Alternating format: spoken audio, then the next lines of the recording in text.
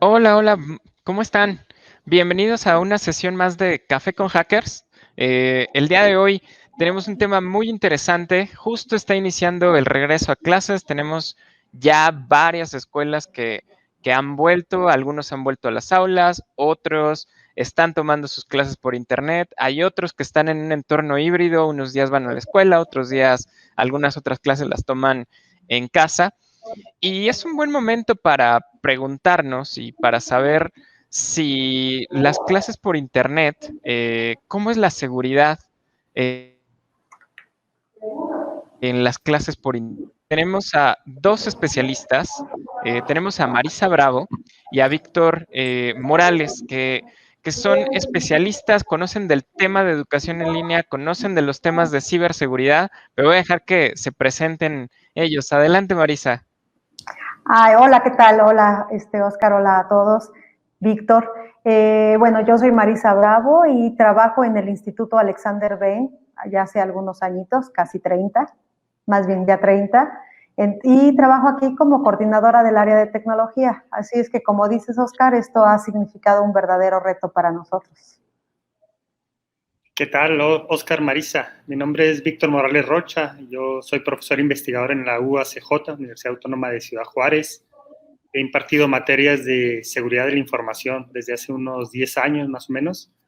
Y además de materias en línea, también los últimos 6 o 7 años he estado impartiendo materias en línea.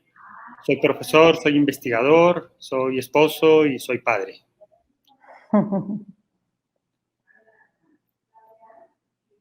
Muy bien. Muy bien. Pues muchas gracias por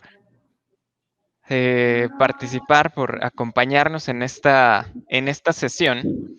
Y quiero empezar hablando sobre las clases en línea. También los dos son papás, entonces me gustaría primero tener sus impresiones de este año de las clases en línea. ¿Cómo les fue? ¿Fue fácil para ustedes? ¿En qué se tuvieron que adaptar? ¿Tuvieron que aprender a usar alguna herramienta para hacer tareas en Internet? Cuéntenos cómo fue su experiencia. Marisa, Nuestra, adelante. Perfecto. Nada más como para retomar nuestra experiencia como papás o en el área laboral.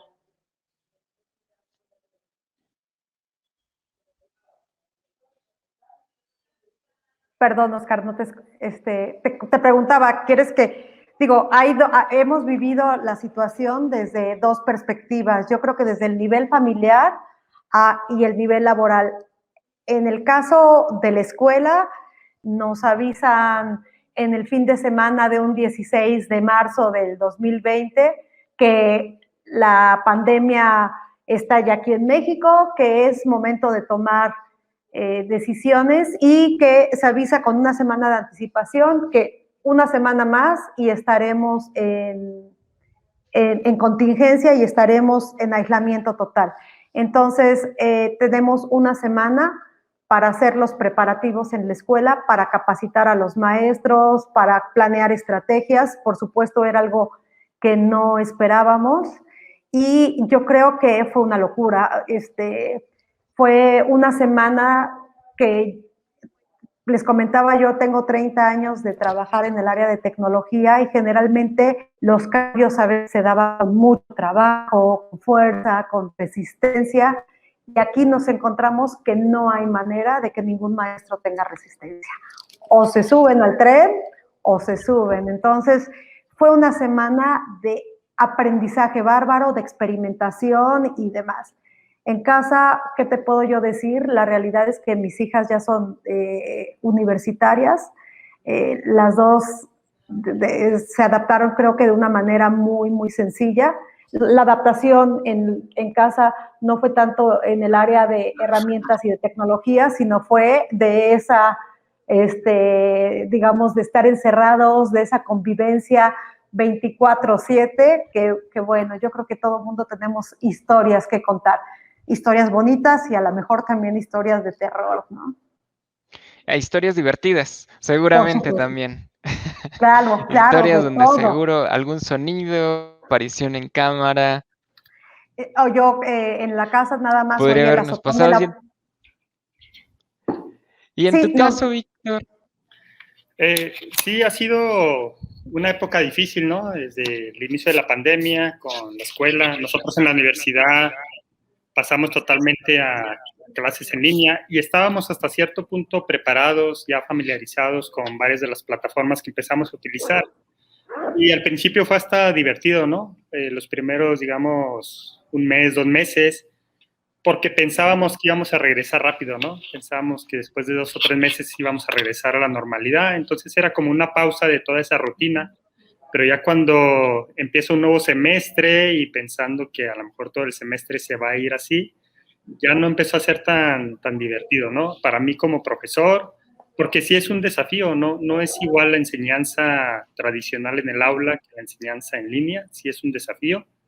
Yo he dado clases en línea, pero de manera asíncrona, pero ya al estar en una cámara todos los días frente a los alumnos y los alumnos no sabes si te están poniendo atención, no sabes si están haciendo otras cosas, es todo un desafío, ¿no? Y un poco frustrante para los profesores. Entonces sí ha costado esa adaptación. Y también en casa difícil, ¿no? Porque tengo un niño pequeño, entonces era estar muy cerca de él para estar al pendiente de si algo se le atoraba, estar tanto mi esposa y yo, mi esposa también es profesora, entonces estábamos en la misma situación, todos en casa. Los problemas de conectividad, ¿no? Que no nos daba el ancho de banda con 4 personas conectadas en videoconferencia al mismo tiempo. Y realmente sí, todo un desafío. Creo que pasaron un buen número de meses para que lográramos adaptarnos o al menos conformarnos con la situación. Así es. Adaptarnos difícilmente, difícilmente adaptarnos todavía creo que es un proceso que nos llevará tiempo, en especial ahorita que no es muy claro qué debemos de hacer ni cómo actuar. Me preguntaba, antes de la pandemia, no sé, Marisa, ¿ustedes ya habían intentado alguna clase en línea, como con este escenario, con cámaras, con hacer una transmisión? ¿Habían hecho algún experimento alguna vez? Sí, fíjate que yo creo que estas primeras ideas surgieron a partir del terremoto del 17, en donde tuvimos también que irnos a nuestras casas y no sé si recordarás, en el caso de la Ciudad de México tenían que haber una supervisión de plantel y tenía que ser una supervisión por parte del gobierno hasta que pudiéramos regresar. Entonces iban poco a poco revisando escuelas y demás. En ese entonces tendríamos ya herramientas. La realidad es que creo que coincidentemente acabábamos de migrar a un sistema donde afortunadamente todos los alumnos tenían un iPad proporcionada por el plantel y afortunadamente también la administración de todos los equipos los teníamos concentrados y tenían ese equipo. Entonces, en aquel 17 comenzamos a hacer algunas transmisiones. Después del 17, cuando regresamos, pensábamos que esto no nos podía volver a suceder. No podíamos pasar 2 o 3 meses sin clase. Se empezaron a mandar algunas tareas por correo y demás. Pero en ese entonces comenzamos ya a hacer unos pequeños ejercicios. Algunos maestros se fueron de viaje y nos conectábamos con ellos y hacíamos nuestros pininos, que como te decía, lo comenzamos a hacer de una manera muy eventual, sin prisa y demás, pensando que eso, sobre todo nosotros pensábamos en la eventualidad de un terremoto y en donde tuviéramos un aislamiento como la vez pasada, y jamás nos pasó por la cabeza esta cuestión de una pandemia, pero sí, sí, afortunadamente, tanto capacitación docente como las herramientas de los alumnos comenzaron a hacer pequeñas pruebas, afortunadamente. De hecho, creo que tengo que agradecer que pasaron 2 días en realidad que se dejaron de dar clase. Como te decía, esa primera semana dejamos de dar 2 días en donde se capacitó a maestros y demás, y al tercer día ya los niños estaban conectados desde maternal hasta primaria, que son los niveles que trabajamos en la escuela, ¿no?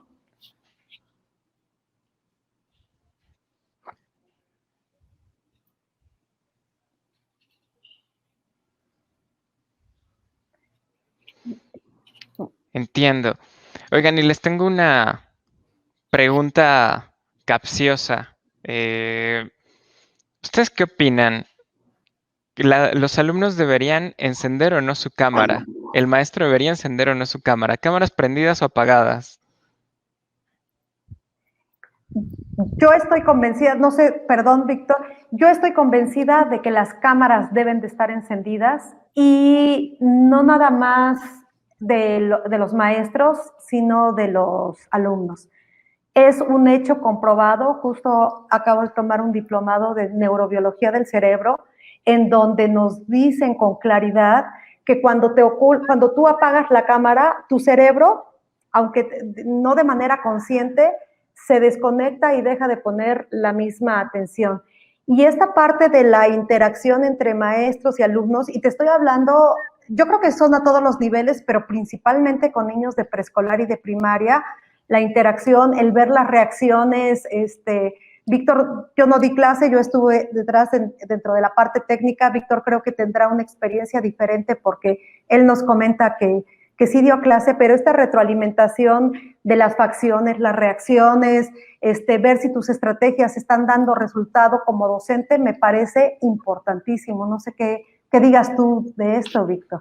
Sí, exactamente lo mismo, ¿no? Yo tengo ese desafío, todavía estoy dando clases en línea, tengo un grupo mi grupo más grande son 34 estudiantes y es complicado a veces pensar que estoy hablando solo, ¿no? O sea, para mí lo ideal es que tengan su cámara encendida, especialmente los más pequeños, ¿no? Primarias, secundarias, preparatorias. Yo que doy clases en la universidad, a mí también me gustaría, pienso que ese sería el ideal. A veces lo hemos intentado, por ejemplo, al inicio de este semestre lo intenté, pero realmente la transmisión se ponía muy lenta, ¿no? Entonces se complicaba, alumnos empezaban a desconectarse por fallas en la velocidad de internet, incluso la propia también, y se empezó a complicar, ¿no? Yo creo que los alumnos prefieren no tener la cámara, obviamente para su conveniencia, Claro. no pensando en lo académico, en el aprovechamiento escolar, lo hacen para su conveniencia, para poder estar haciendo otras cosas al mismo tiempo. Lo que yo sí les exijo es que cada vez que participan, ellos tienen que encender su cámara. Pero para mí sí es frustrante el no estar viendo, como tú decías, Marisa, no estar viendo sus rostros cuando yo estoy explicando algo, para estar sabiendo si me están comprendiendo, si me están siguiendo, si voy muy rápido, si tengo que regresarme. Es frustrante no estar viendo sus rostros. Tampoco es que al tener la cámara encendida puedas captar lo mismo que cuando estuviera o que cuando estás de manera presencial en un salón, ¿no? Pero algo se pudiera captar por lo menos. Pero realmente los alumnos, al menos a nivel universitario, se resisten mucho a encender su cámara. Yo creo que aquí tendría que haber un convencimiento y por supuesto tiene que ver mucho con ese compromiso de aprendizaje que a veces no somos muy conscientes cuando estamos en edad, en la pubertad o cuando son adultos jóvenes, pero ese convencimiento de que verdaderamente sin esta interacción y sin esta conexión que va más allá de que si te veo o no te veo o cómo reacciono, sino verdaderamente de cómo está actuando mi cerebro, creo que tendrían que ser más conscientes para saber que su aprovechamiento parece mentira, que con solo estar viendo la imagen y estar tú comprometiéndote a que te están viendo a ti, tu predisposición es totalmente, más bien tu disposición es totalmente diferente, ¿no? Perfecto, Marisa, Víctor. Con estas experiencias que nos estaban contando, quisiéramos hacerles una pregunta sobre la parte de la seguridad a la hora de que nosotros estamos en una clase en línea. Con las herramientas que han utilizado, desde su escuela tuvieron alguna serie de políticas, alguna serie de reglamentos sobre qué seguridad le iban a dar a las herramientas, por ejemplo, las participaciones con los alumnos, por ejemplo, a la hora de que se tuviera una llamada con un alumno de manera personal, si solamente iban a utilizar la herramienta proporcionada, por ejemplo, en el caso de Teams, en el caso de Zoom. ¿Tuvieron algún reglamento, alguna política sus escuelas sobre esto? ¿Nos podrían contar un poco? Sí, claro. ¿Quieres empezar, Víctor? No sé Sí, cómo. está bien. Gracias, Marisa. Fíjate que como universidad no hubo unos lineamientos específicos. Sí que surgieron muchas dudas en las primeras semanas de si debemos grabar la reunión, si no debemos grabarla, si estamos atentando contra la privacidad de alguien si la grabamos. Y este tipo de dudas surgieron, ¿no? Y la realidad es que el planteamiento institucional fue, estamos aprendiendo, ¿no? Vamos a ver qué pasa en las siguientes semanas, en los siguientes meses, estamos aprendiendo. Es decir, no se plantearon el establecer lineamientos cuando no había una experiencia de por medio. Eso pasó al inicio, ¿no? Porque incluso algo que nos decían es, graben sus clases porque quizás hay alumnos que no puedan estar en ese momento, pero luego tienen oportunidad de conectarse, entonces ahí pueden ver la clase, ¿no? Y sí hubo resistencia por parte de algunos profesores, y yo me incluyo, en el sentido de grabar las clases, ¿no? Sí le veíamos las ventajas académicas que eso pudiera tener, especialmente para estudiantes que no pudieran estar siempre conectados por problemas de internet, pero también encontrábamos ciertas desventajas, ¿no? A veces no medimos lo que decimos o no pensamos antes de hablar como maestros y también incluso como estudiantes, y teníamos temor, ¿no? ¿Qué pasa si digo algo en contra del gobierno, en contra de la administración, de la universidad, en contra de algún alumno y que pues me tienen grabado, ¿no? Y entonces eso se vuelve en mi contra. Entonces, por parte de los maestros hubo esa resistencia de grabar las clases, y ya después se nos dio carta abierta y nos dijeron cada maestro haga lo que quiera en ese sentido. Sin embargo, si la van a grabar, todos los que están presentes tienen que estar de acuerdo. Es decir, hay que dar un aviso antes de empezar a grabar una clase, y si alguien no está de acuerdo, entonces no se graba, ¿no? Y digamos que esa es la política en este sentido desde entonces en la universidad acerca de la grabación del video. Y en cuanto a otras políticas, tampoco se han ido estableciendo o tampoco se establecieron de inicio, sino que poco a poco los maestros con experiencia pues hemos aprendido, ¿no? Que no debemos de comunicarnos con los estudiantes fuera de la plataforma. Lo ideal es hacerlo con las herramientas, y esto es para propia seguridad del maestro, pero desde luego también de los estudiantes, el que no se malinterprete una comunicación o que no se preste para una comunicación no adecuada entre maestros y estudiantes, ¿no? Entonces, yo creo que esta parte es importante, que los maestros solamente utilicen las herramientas, digamos que institucionales, para tener esta comunicación entre estudiantes y maestros. Sí, en el caso de aquí del instituto, creo que la historia cambia un poco. Yo creo que una de las principales preocupaciones que hemos tenido, no nada más durante la pandemia, sino de muchos años atrás, es la cuestión de la seguridad y aparte de la responsabilidad también. Y bueno, hemos trabajado muchos años en el trabajo, digamos que parte de los objetivos, el trabajo de construir ciberciudadanos responsables. Entonces, sí fue algo que nos cuestionamos. Por supuesto, hubo un pequeño reglamento que, como bien dice Víctor, estábamos en un periodo también de aprendizaje, de experimentación.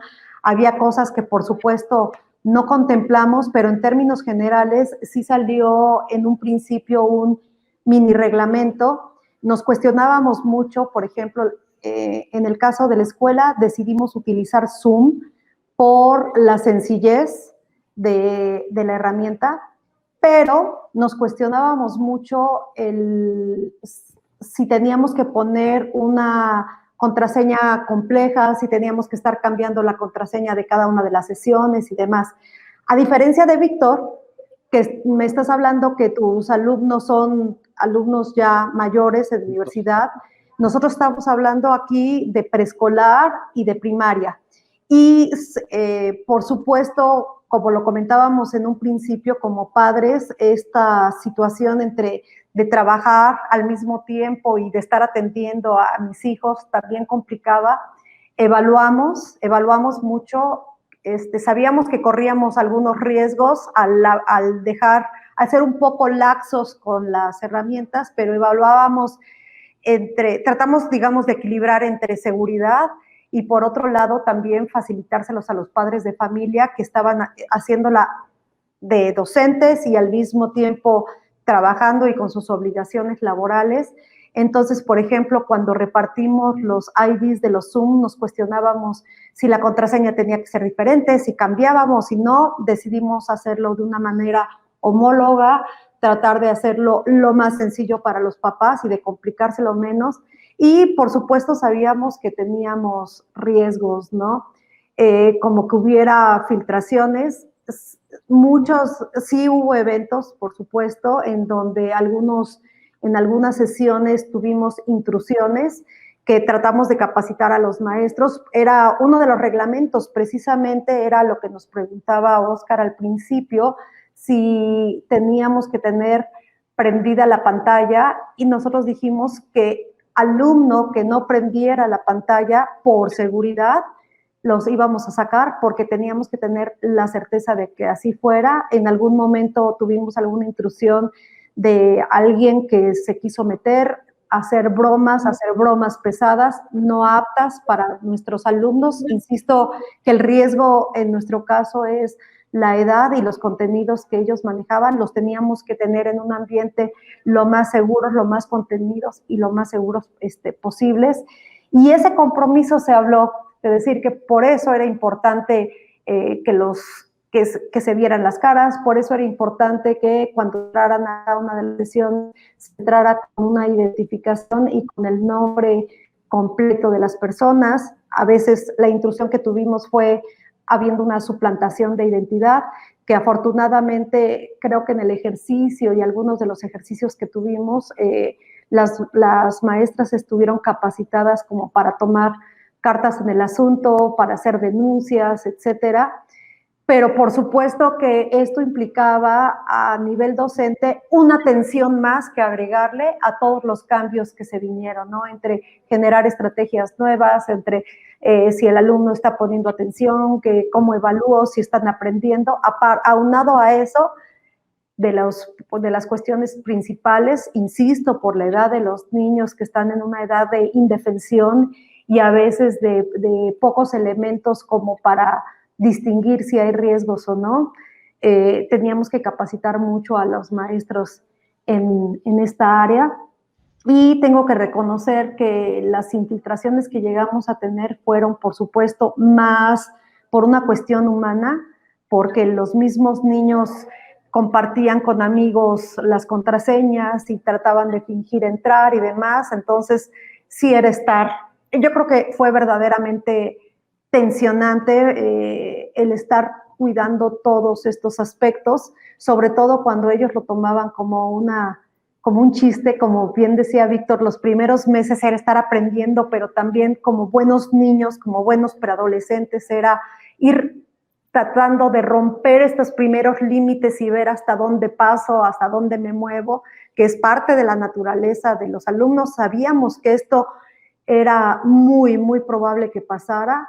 Entonces, sí fue una de las principales preocupaciones. Sí hubo un reglamento, sí hubo convenios con los papás, a veces no estaban muy de acuerdo y sin embargo tratamos de ser muy firmes, sobre todo por la integridad de la comunidad, de los alumnos y por supuesto también de los docentes, ¿no? Si quisiéramos pensar, Marisa, Víctor, en hoy siguen luchando con las clases en línea, con cómo manejarlo. En estas políticas que mencionaban, si se prende la cámara, si se permite que los profesores y los alumnos tengan algún tipo de comunicación, la comunicación con los padres de familia, o diversas políticas que ustedes han ido platicando, ¿cuáles serían como las 5 mínimas que a lo mejor pensarían que toda escuela debería de tener, ¿no? Aunque sé que cada contexto, cada escuela, sus creencias, su manera de operar, el nivel en el que están, es distinto. ¿Cuáles serían como las 5 cosas o políticas de seguridad que ellos deberían de tratar de buscar? Pues mira, yo ya te comentaba y creo que puede ser, efectivamente, como tú lo dices, depende del lugar, de las circunstancias, pero insisto, aquí la preocupación, la más grande preocupación es la edad de nuestros alumnos, ¿no? Preescolar, primaria. Entonces, quizá en los niveles más altos se puedan poner muchas cosas sobre la mesa y haya discusión y se puedan llegar a acuerdos. Aquí temo decirlo que hubo una cuestión más, la palabra que me viene a la cabeza fue una cuestión más impositiva, pero yo creo que definitivamente la cuestión de que se identifiquen, la cuestión de que los podamos ver, tendríamos, o sea, sí fue una regla el que estuvieran las cámaras abiertas, sin duda. Yo, si a 1 año y medio de esta pandemia y de esta experimentación me volvieran a preguntar si estoy de acuerdo con esta regla, definitivamente la dejaría. Es algo que se ha hecho.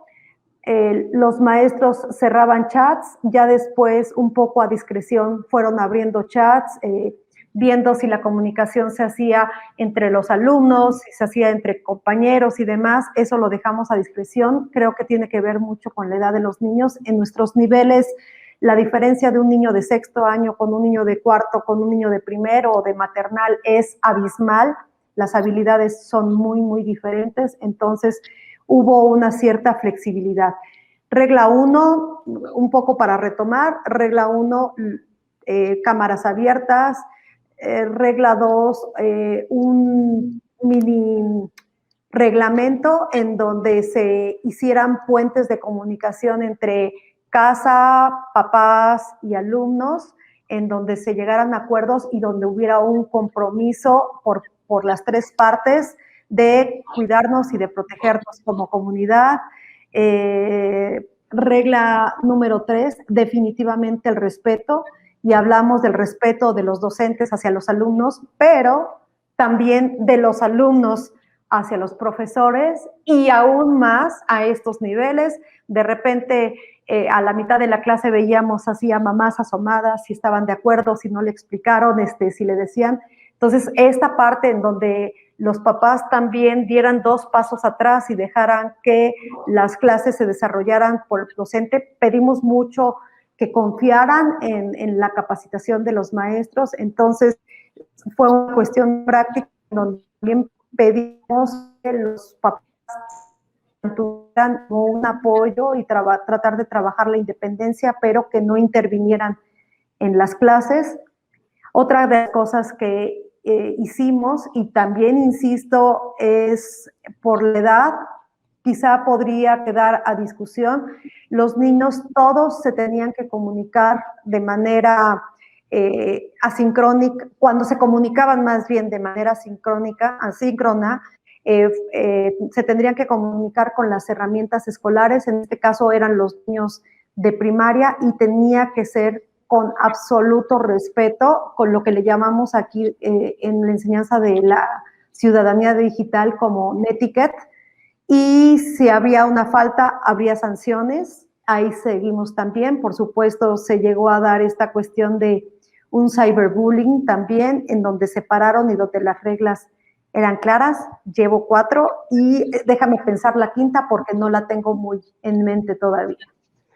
No hay ningún problema. Víctor, mientras Marisa nos piensa una quinta, yo quería preguntarte, imaginemos que yo soy el dueño de la escuela o el director de la escuela o tal vez el responsable de sistemas, ¿no? Hay escuelas que sí tienen una persona responsable, otras no. Y sé que escucho a Marisa, escucho los problemas, me acuerdo de cuando estábamos en clase y alguien me sacó de clase. Y pienso en todas estas características que nos dice Marisa de primero identificar o tratar de identificar que los alumnos sean realmente quienes se conectan, de definir reglamentos para comunicación entre cómo lo hacen los alumnos, cómo lo hacen junto con el docente. Si yo hoy tengo que pensar en una herramienta, los maestros o nos pasó el año pasado que empezamos a clases en línea y todo el mundo de repente empezamos a voltear, todos vámonos con Zoom, de repente tuvimos una ola, ahora todos vámonos con Classroom, luego otra ola, ahora todos vámonos con Teams, y al final pues se están estabilizando las diferentes herramientas que pueden haber, pero la pregunta que te quería hacer es, ¿cómo puedo saber qué herramientas, o sea, si en la que yo escoja, ¿no? Sea Zoom, sea Teams, sea StreamYard, o la que sea, ¿no? Que seleccione del mercado, ¿cómo sé si voy a poder establecer o no restricciones? Si voy a poder tener o no intrusos. ¿Qué podría buscar o dónde lo encuentro? Claro, como comentas, hay una variedad de herramientas, ¿no? Y el decir que una es mejor que otra sería muy arriesgado, o el decir que una es más segura que otra, o que te permite mejores configuraciones de seguridad. Es bastante arriesgado eso, primero porque no las conozco todas, pero además porque están evolucionando constantemente. No sé si recuerdan al principio de la pandemia, muchos nos fuimos a utilizar Zoom, quizás era la más conocida para mucha gente, en entornos de reuniones virtuales, de negocios, etcétera, y entonces se traslada a la educación.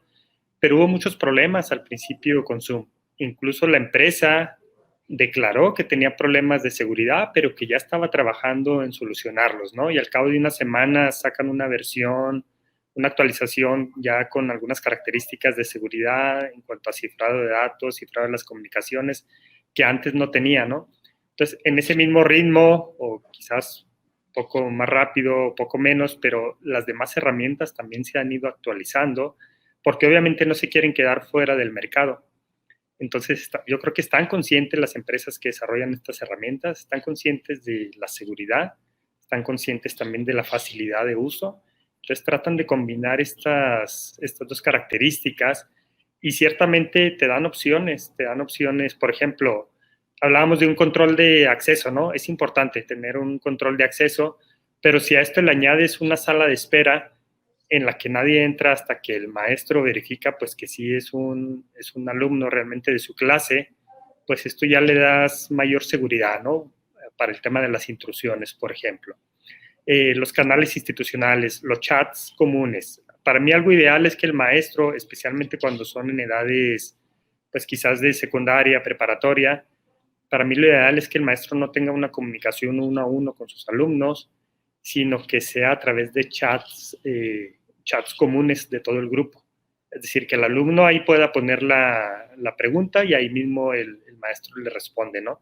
Para evitar esta comunicación uno a uno que luego se puede prestar a otras cosas, ¿no? Incluso a malentendidos. No siempre de manera malintencionada, pero puede haber malentendidos.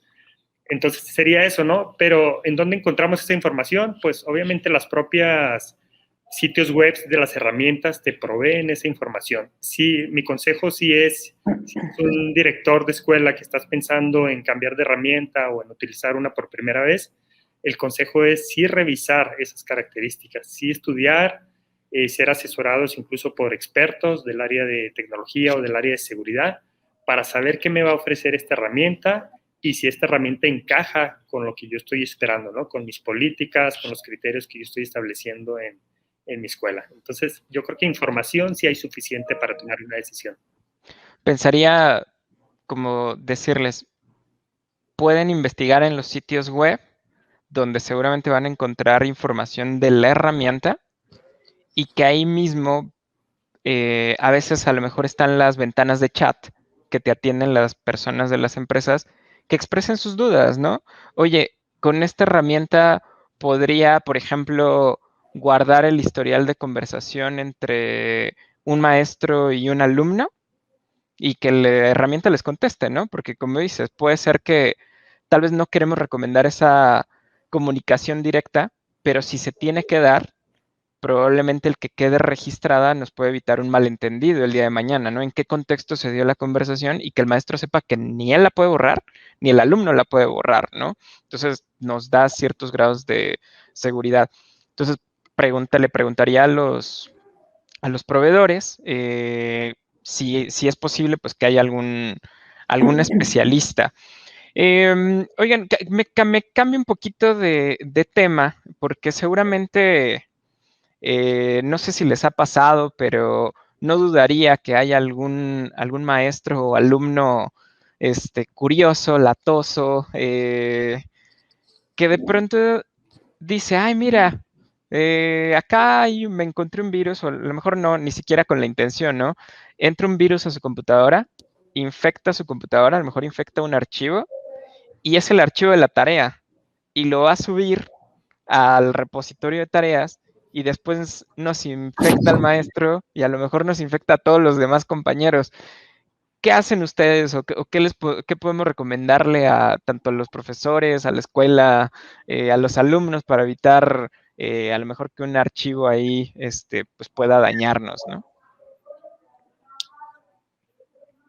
Si me permites, yo como docente sí cuido mucho esa parte.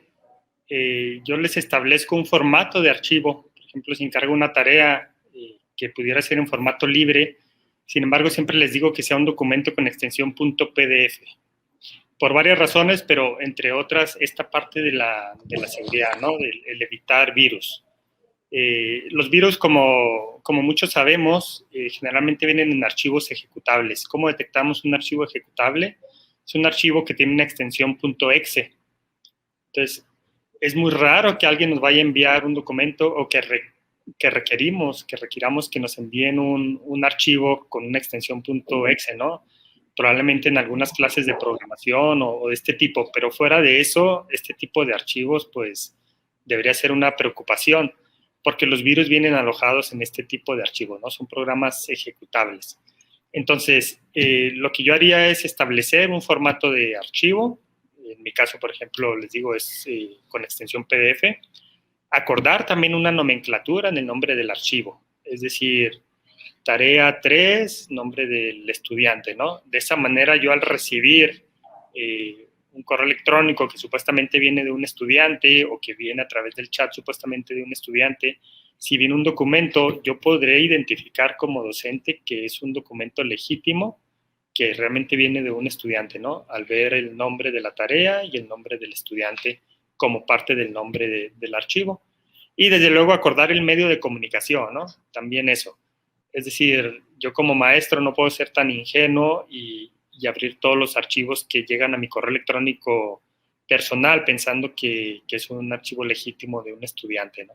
Entonces, por eso la importancia de establecer los medios de comunicación institucionales, que va a ser más difícil para un intruso o para un atacante utilizar esos mismos medios de comunicación para enviarme un virus, por ejemplo, ¿no? Y esto es por parte del maestro, ¿no? Pero bien decías, tal vez de manera ingenua, el maestro a través de otros medios descargó un archivo y lo quiere compartir con alumnos porque es un material que puede complementar o ser valioso para la materia que está enseñando. Pues ahí también por parte de los estudiantes debería de haber algunas medidas, ¿no? Si no somos capaces de discernir el tipo de archivo, pues por lo menos como padres, en caso de estudiantes jóvenes o niños, como padres asegurarnos de que el equipo de cómputo cuenta con un programa antivirus, ¿no? Y que además esté actualizado. Y sabemos que los programas antivirus no van a rechazar el 100% de los archivos dañinos o malware, pero sí en un gran porcentaje los van a detener, ¿no? Entonces, es importante, tanto del lado del maestro como del lado de la casa, tomar estas medidas para protegernos. Marisa, ¿algo más que a lo mejor ustedes estén haciendo? Sí, fíjate que es que, insisto, digamos, la situación de Víctor puede ser muy diferente y la entiendo perfectamente porque ya está hablando con alumnos más grandes, ya hay diversidad de equipos involucrados, hay diversidad de herramientas que los chavos manejan ya, y la verdad es que acotarlos sería como un poquito criminal para los chavos, ¿no? Insisto, aquí teníamos ventajas y desventajas en el caso de las edades que nosotros manejamos. Como yo te decía en un principio, tenían los equipos con los que los niños trabajaban, se conectaron, tuvieron clase y demás, son equipos que son administrados por nosotros en el plantel. Entonces, eso es un primer filtro de seguridad, ¿no? Nosotros la administramos, nosotros podemos ver el movimiento que tienen los alumnos, Yo sé que puede haber a veces el comentario de que si la privacidad de los alumnos, o sea, privacidad contra seguridad. Cuando nosotros trabajamos con la seguridad, sí pensamos y asesorados también por abogados en donde, si bien a veces nosotros digamos que tocamos un poco la cuestión de la privacidad, pensando en el interés superior del niño, prevalece cuidar la seguridad antes de la privacidad. Entonces, los equipos eran equipos muy acotados, se les pidió a los papás y a los alumnos que se utilizara únicamente para fines académicos, lo cual hacía que disminuyeran los riesgos en la navegación o en el uso y demás. Eran dispositivos que utilizan nada más el niño, en donde sus visitas a internet o esos lugares en donde puede haber una fuente potencial de riesgo quedaban disminuidos también. No digo que estamos exentos, tristemente bajo este contexto sabemos que no hay ninguna herramienta totalmente segura, pero sí estuvieron limitados y acotados a las herramientas de la escuela, a las herramientas que les proveía, a las estrategias que generaba la escuela, en donde empezaban de manera muy, muy acotada desde los pequeños, desde la edad más pequeña, y conforme iban creciendo los niños, comenzamos a soltarnos un poco, aquí aludiendo a dos cosas. Una, a la enseñanza que les damos a los niños en cuanto a responsabilidad, que sabemos que no es infalible, o sea, los niños van a correr riesgos porque es parte de su naturaleza el correr riesgos, pero por supuesto por la edad pedimos mucho la supervisión de los padres de familia, el acompañamiento y la cercanía, que sería otro candado más para tratar de mantenerlos en un ambiente más seguro, ¿no? Entonces, tratamos de controlar esas variables desde el punto de vista tanto de hardware como de humanware, desde el equipo y acompañamiento tanto de los alumnos como de los papás. Bien, me parece bastante bueno como los consejos, uno para un maestro que aprenda a identificar o les trate de pedir una extensión muy particular.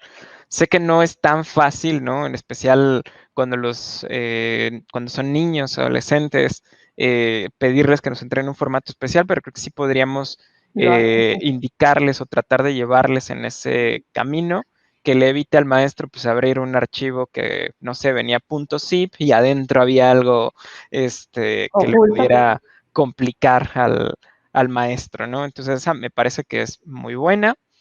Lo del dispositivo que fuera exclusivo para las clases me parece muy buena, aunque probablemente es difícil en algunos contextos, ¿no? Totalmente de acuerdo, ¿eh?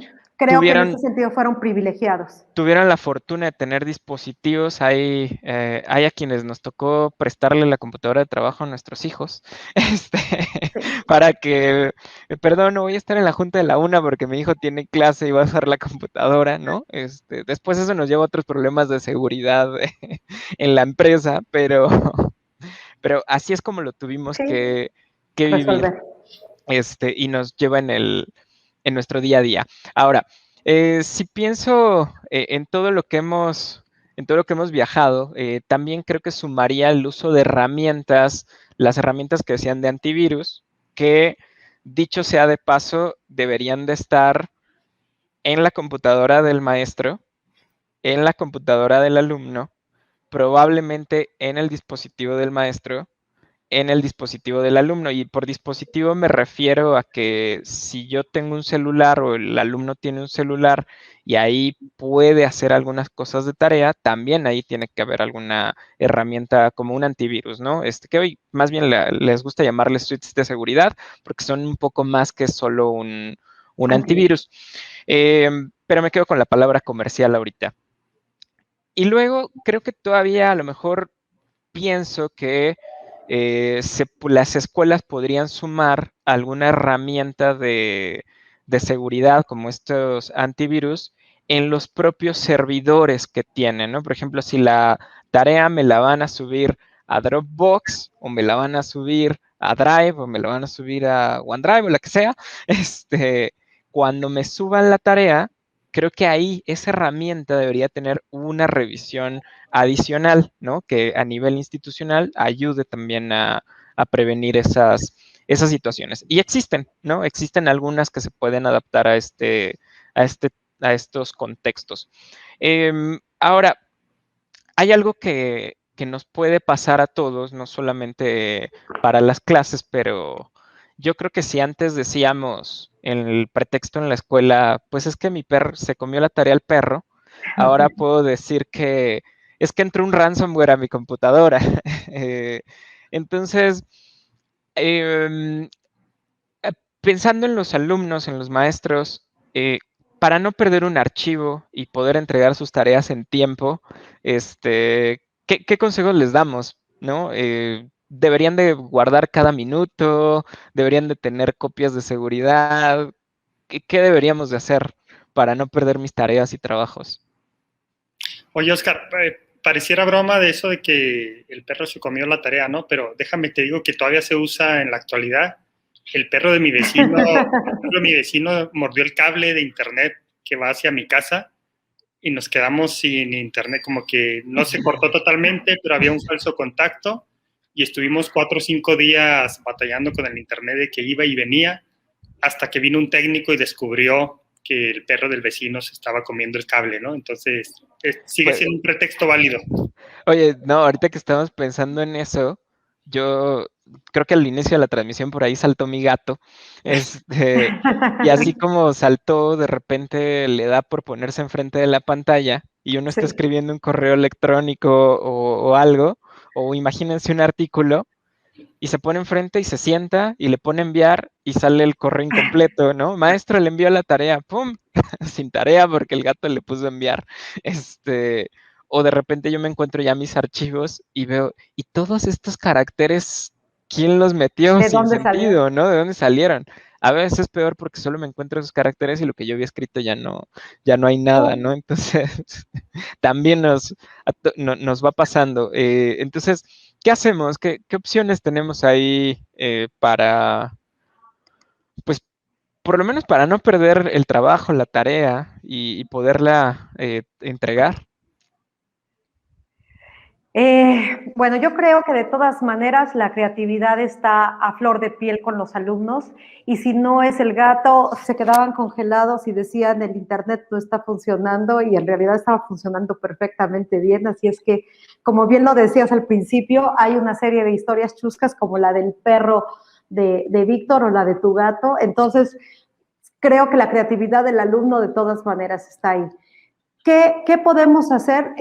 Nosotros trabajamos mucho con herramientas en línea, trabajamos, mencionabas el uso de Teams para la producción de algunos archivos o esta cuestión de trabajo colaborativo que tienen algunas herramientas de Apple. Pero yo insisto, sí tengo que decirlo y lo escucho y estoy súper consciente de que el ambiente es un ambiente muy privilegiado y sí había la posibilidad de esta homologación de herramientas en donde esta tarea me la suben a este lugar, esta me la suben a este lugar y todos podían tener acceso.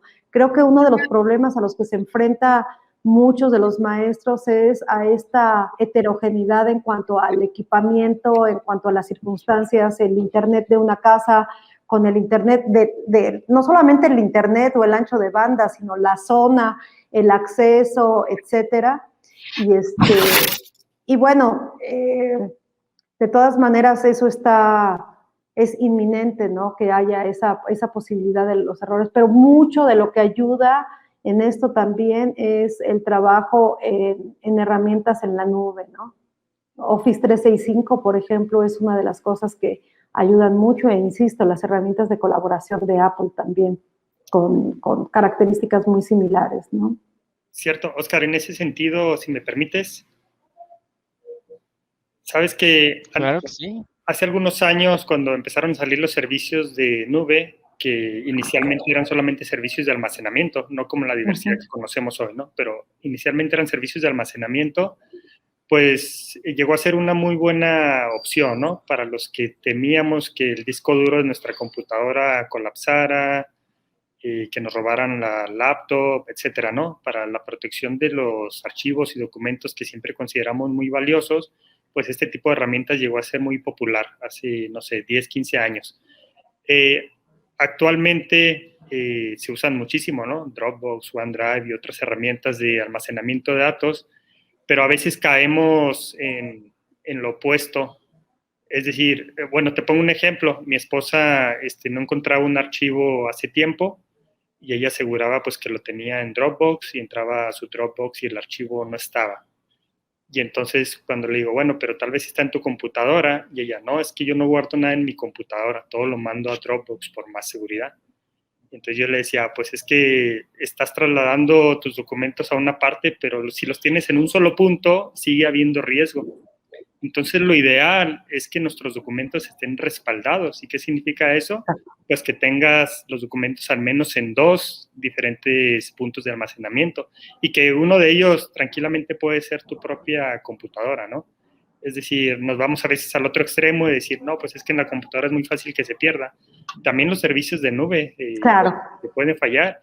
Y a mí también me ha pasado, ¿no? Que a veces no localizo un archivo y yo no lo pude haber borrado porque era importante, pero no sé qué pasa, si son fallas en los servicios de nube o del usuario, pero se pierden los archivos, ¿no? Entonces, es importante para no perder tareas o cosas importantes, siempre tenerla en 2 dispositivos diferentes, que bien uno puede ser la nube, algún servicio de nube, y otro nuestra propia computadora. Un servicio local. Sí. Al menos 2 espacios, ¿no? Como decía, ¿no? Tal vez pudieran ser hasta 2 nubes, creo, también.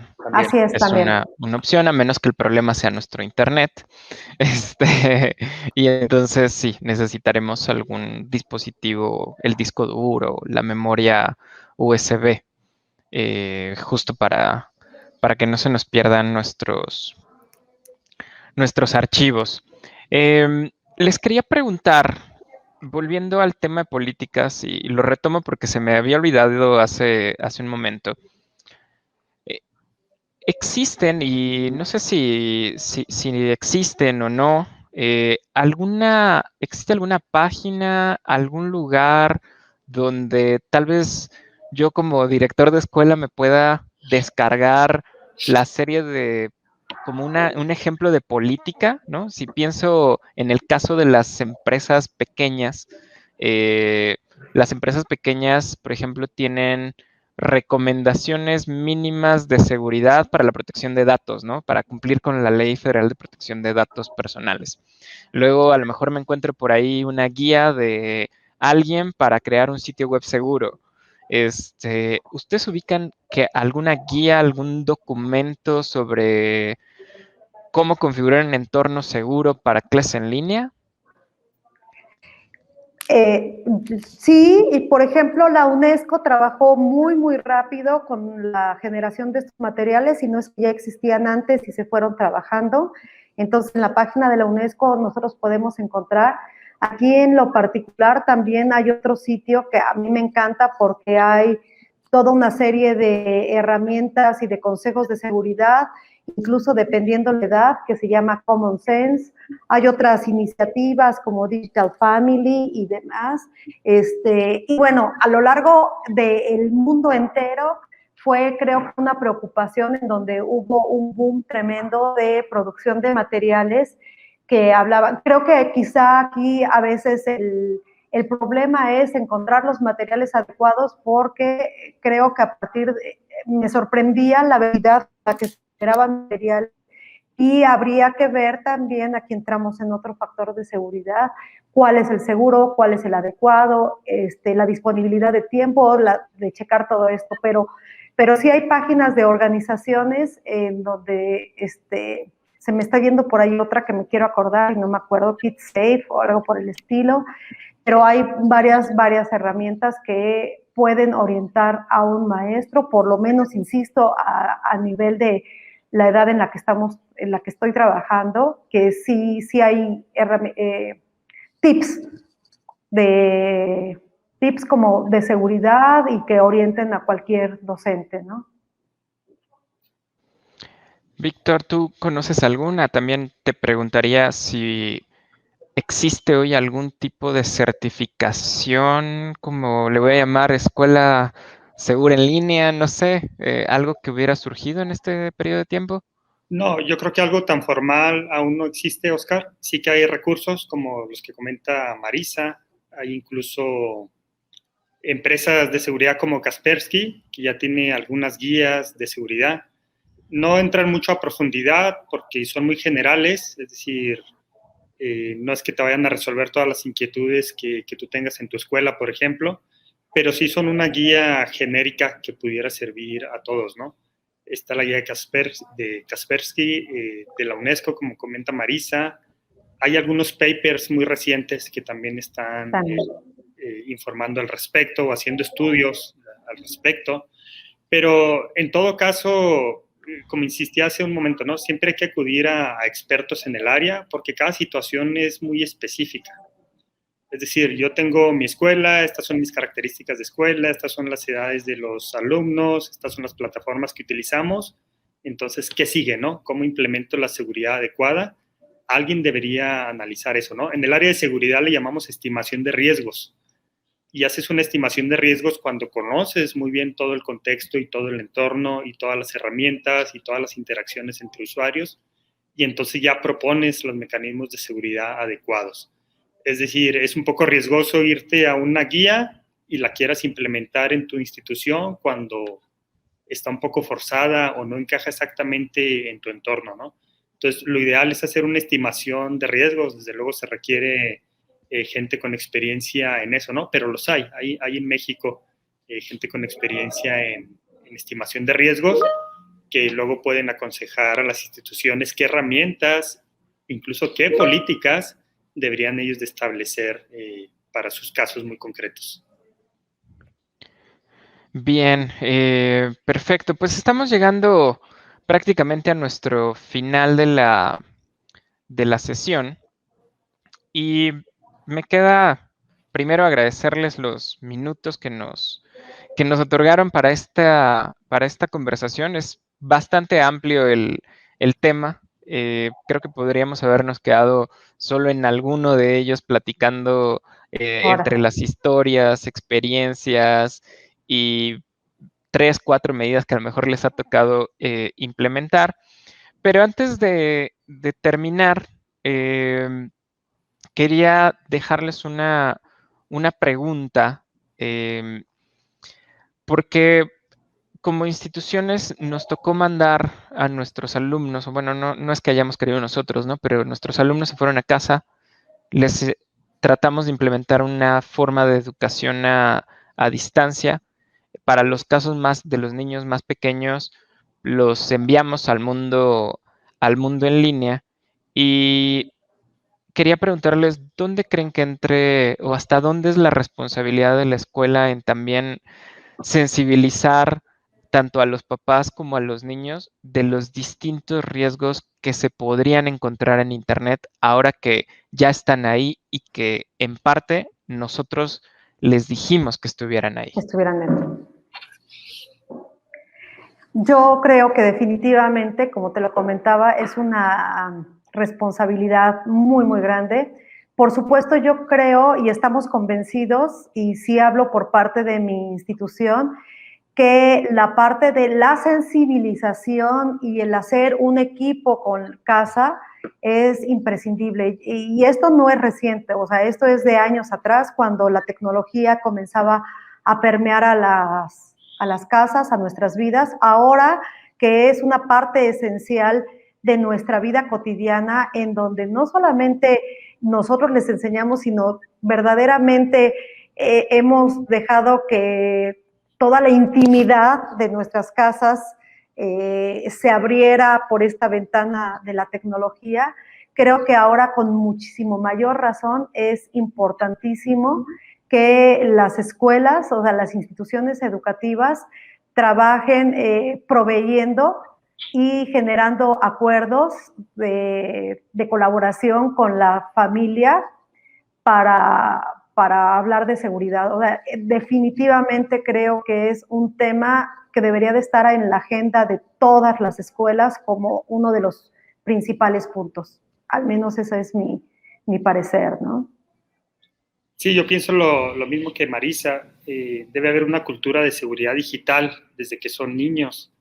Y así como padres que nos preocupamos por su seguridad física, por ejemplo, mi hijo cada vez que va a salir a jugar con su amiguito tiene que cruzar la calle y siempre le digo, me pide permiso para ir, ¿no? Y le digo, sí, y me dice, sí, ya sé lo que me vas a decir, que voltea a los dos lados de la calle antes de cruzar. Perfecto. Entonces yo me preocupo por la seguridad de mi hijo, pero en ese mismo sentido tenemos que preocuparnos por la seguridad digital. Es decir, ¿qué pasa cuando ellos están navegando? ¿Qué pasa cuando ellos están teniendo interacción con otras personas a través de las herramientas digitales?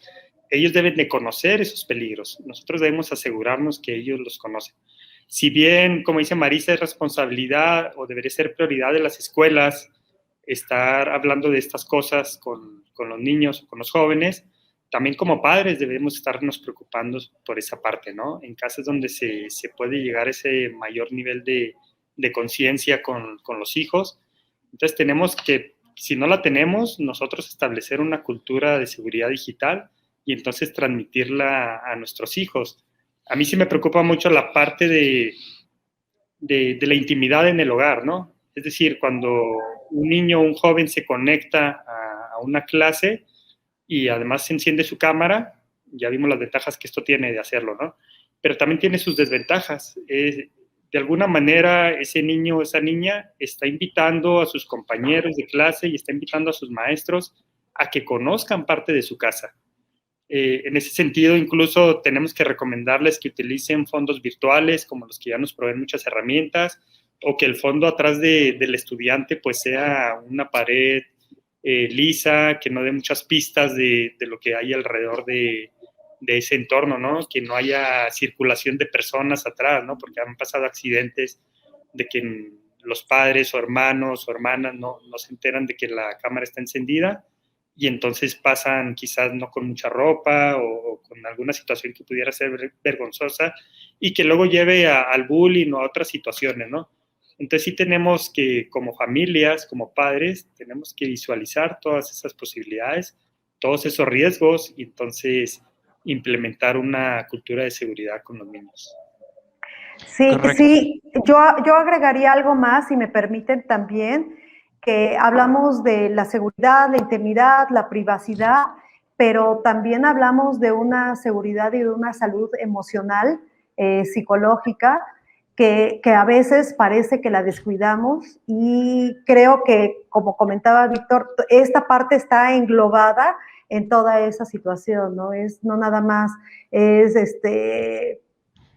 que están viendo, cuáles son los contenidos, cuál es el acceso que están teniendo, hasta dónde estoy permitiendo, incluso hasta esta reglamentación, si le podemos llamar así, o acuerdos que tendrían que generar los papás, porque por un lado antes los dosificábamos más con el uso de las herramientas digitales y decíamos, bueno, media hora para que juegues, pero como tú bien lo decías, nosotros los metimos este sistema y ahora sóplate toda la mañana trabajando en línea, conectado a la pantalla, pero también creo que eso lo sentimos todos, el cansancio, el agotamiento, esta parte también de emocional, esta parte de socialización que nos hace, o sea, son, como bien dices tú, Oscar, también la cantidad de elementos que tenemos todavía que analizar ante una nueva realidad, porque lo que es un hecho es que toda esta situación vino a ser un parteaguas en nuestras vidas y es un parteaguas en donde ya no hay regreso, en donde ya estamos dentro y no podemos decir fue una temporada y regresamos porque ya no vamos a regresar al punto del que partimos. Entonces, ¿cómo vamos a abordar todos estos elementos de seguridad desde, digamos que en una gama tan grande, desde la parte física, la parte el local, el tiempo, la parte emocional, la parte psicológica, la parte social? Entonces, mucho por hablar todavía de estos temas, ¿no? Sí, yo simplemente creo que nos deja para hablar de los impactos psicoemocionales. Es toda una conversación. Yo, la verdad que no lo había pensado a profundidad, pero me imagino ahorita en una clase y que mi mamá me gritara, ¿por qué no tendiste tu cama?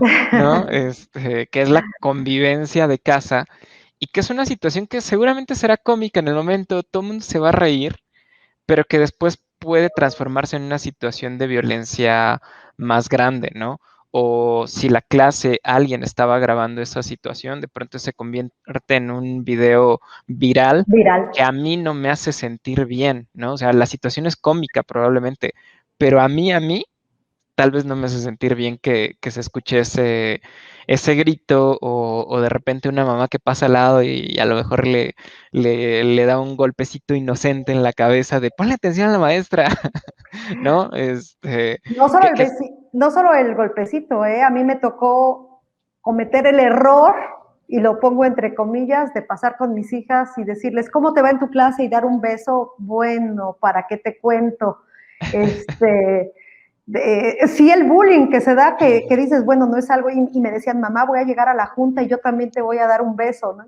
Adelante, también es la edad en la que se manejan y dices, no lo quería hacer, pero por supuesto, como tú dices, esta parte tan cotidiana, cómo se puede transformar en este contexto digital, ¿no? Pues muy bien. Darles las gracias. Voy a darle las gracias, Víctor. Gracias, Marisa. Fue un gusto estar platicando este momento con ustedes. Espero que más adelante nos vuelvan a acompañar aquí en Café con Hackers con algún otro tema. Y no sé si quieren agregar algo más. Pues mira, yo también agradecerte, Oscar, un placer también, Víctor, muy, muy interesante ver la diferenciación entre un contexto y otro, una edad y otra. Encantada de la vida, yo insisto que esto se ha vuelto un problema o más bien un punto de una agenda social importantísima, así es que Oscar, si nos invitas, digo, yo ya estoy contestando por Víctor, pero en mi caso, si me invitas, yo encantada de la vida, es un tema que me apasiona, es un tema que me interesa y también digo que es un tema ineludible, o sea, lo tenemos que abordar. De acuerdo. También aceptar la invitación en una cita posterior, Oscar, con mucho gusto. Un placer estar con ustedes, compartir aquí la plática con Marisa y con Oscar y con Iván. Muchísimas gracias por la invitación. Muchas gracias. Estoy de acuerdo que es un tema que da para mucho más y todo lo que se desprende de allí, ¿no? Entonces, yo creo que es necesario que como sociedad hablemos de estos temas, que se den a conocer y que llegue a los padres y a los estudiantes. Es muy importante esta parte. Muchísimas gracias. Pues muchísimas gracias a todos. Para quienes quienes nos siguen en internet, no olviden ponerle ahí me gusta, seguirnos en Like Inteligente en sus distintas redes sociales. Muchas gracias a todos. Que estén muy bien. Un placer, Víctor, un placer, Oscar. Gracias, Iván. Muchísimas gracias por la invitación. Muchísimas gracias. Hasta luego. Hasta luego.